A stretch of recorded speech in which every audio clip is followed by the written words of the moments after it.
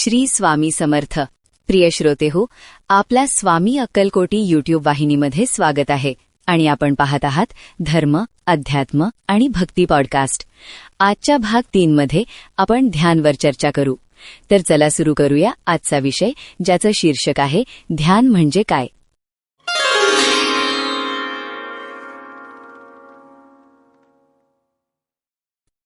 आजच्या ताणतणावाच्या वेगवान जीवनात ध्यान हा शब्द आपण खूप ऐकतो.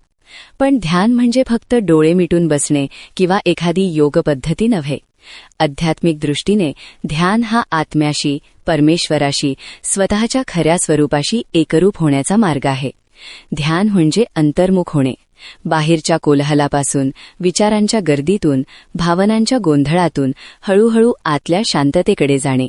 जसा समुद्राच्या पृष्ठभागावर लाटा असतात पण गाभ्यात स्थिरता असते, तसेच आपल्या मनात विचार लाटा असतात. ध्यान म्हणजे त्या लाटांना ओलांडून गाभ्यातल्या स्थिरतेशी जोडणे.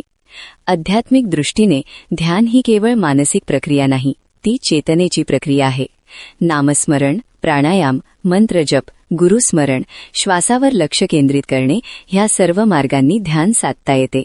पण उद्दिष्ट एकच, मी कोण ह्या प्रश्नाच्या खोलात उतरून आपल्या खऱ्या स्वरूपाशी भेटणे.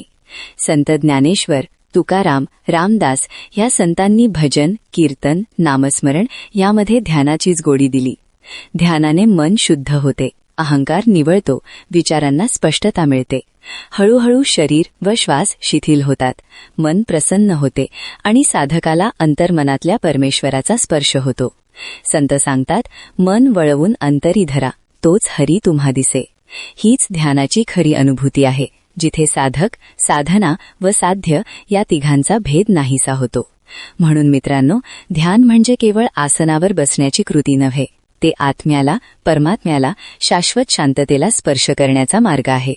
दिवसातून काही क्षण तरी ध्यानात घालवले तर आपल्या विचारांना नवी दिशा, भावनांना समतोल, शरीराला भारमुक्तता व आत्म्याला प्रकाश मिळतो.